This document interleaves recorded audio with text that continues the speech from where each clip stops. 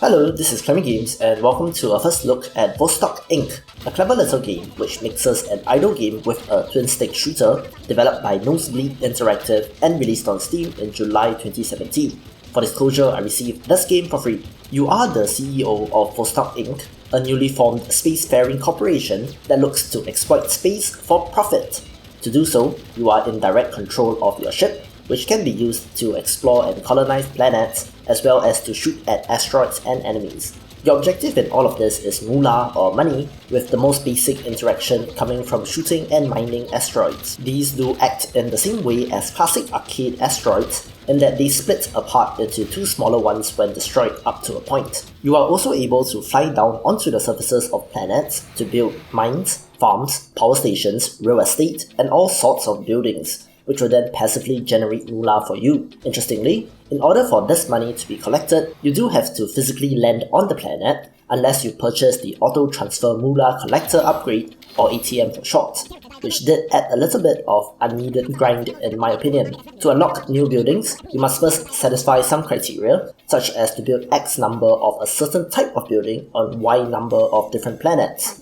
Also, there are upgrades that you can purchase to increase the productivity of the buildings, such as strip mining, which says that you cut costs by not providing any safety clothing for mine workers, or mind your own business, where you deny access to safety inspectors. Pretty well written flavor text, which is definitely welcomed. Your activities in space will draw the attention of criminals and patronizing aliens, and as a result, enemy ships will occasionally spawn in while you are simply flying about or blasting away at asteroids. Combat here is akin to a twin-stick shooter, nothing spectacular, but I suppose more interactive than clicking. You do have an energy meter, which acts as your shield, but this resource is also used to give your ship a speed boost. If your ship is destroyed, you do have an extremely vulnerable escape pod, which you must pilot back to your mother base in order to get a new ship. Additionally, scout ships will occasionally spawn in, which, if they are not destroyed promptly, will result in the game locking your screen movement and switching to an arena where waves of enemies will spawn in until all are destroyed or your ship is destroyed. So the basic loop here is to land on planets, build it up, fly off to different planets, or to shoot at asteroids and enemies, then collect your money and snowball from there. I thought that this loop itself was compelling, a little more so than your standard clicker, but it does mean that you can't simply leave it to idle when you are controlling the ship. If you want to leave the game to idle, you should only do so when your ship is docked at a planet or your home base. However, I do not believe that there is any offline progression, meaning that this is not truly an idle game. Thankfully, Vostok Inc. does have some additional features which do flesh out the game a little. At Mother Base, you are able to upgrade various aspects of your ship, such as the radar, the ship itself, and its weapons. The radar is an essential part of the game since it gives you an idea of what is around you. Upgrades here include planet tracking, so that the planet itself appears on the map and you do not have to follow the orbital lines to find said planet,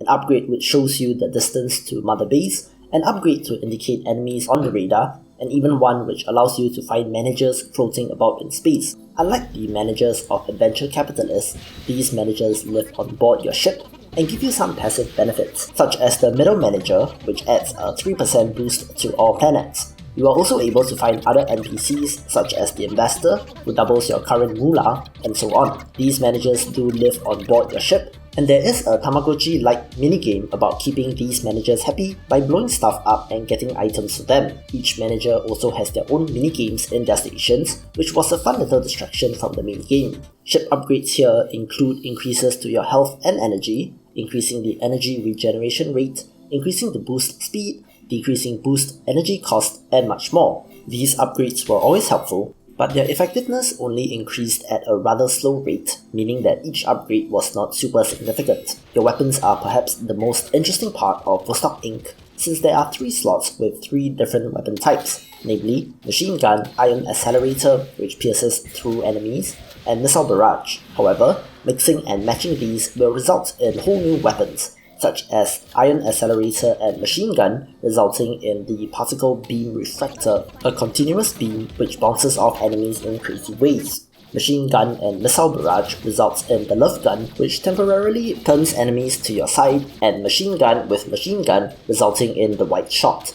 Each weapon in each slot can also be upgraded individually to give more firepower, and the variety here is pretty nice with over 40 possible combinations. After you have earned a sufficient amount of moolah, the boss of the sector becomes available, and when you defeat it, you can take the wormhole to the next system with more planets to exploit. Such is the age-old story of capitalism, so do go forth and prosper. My one major issue with the game is the frequent pop-ups from the in-game character spouting some nonsense, and there is no way to turn it off. It did get on my nerves rather quickly, so if the developers are watching this, please include the option to turn it off. Overall, I like Vostok Inc. since it is a fresh take on the idle game and is one example of how such mechanics can be used to great effect both in writing and gameplay. While nothing mind-blowing, I do like the game, and if you like incremental games and are looking for something a little different, do check this one out. Anyway, that will do it for this video. Thank you for watching. If you enjoyed the video, please don't forget to like, share and subscribe. Leave a comment if you like. Thanks again, and I will see you in the next video.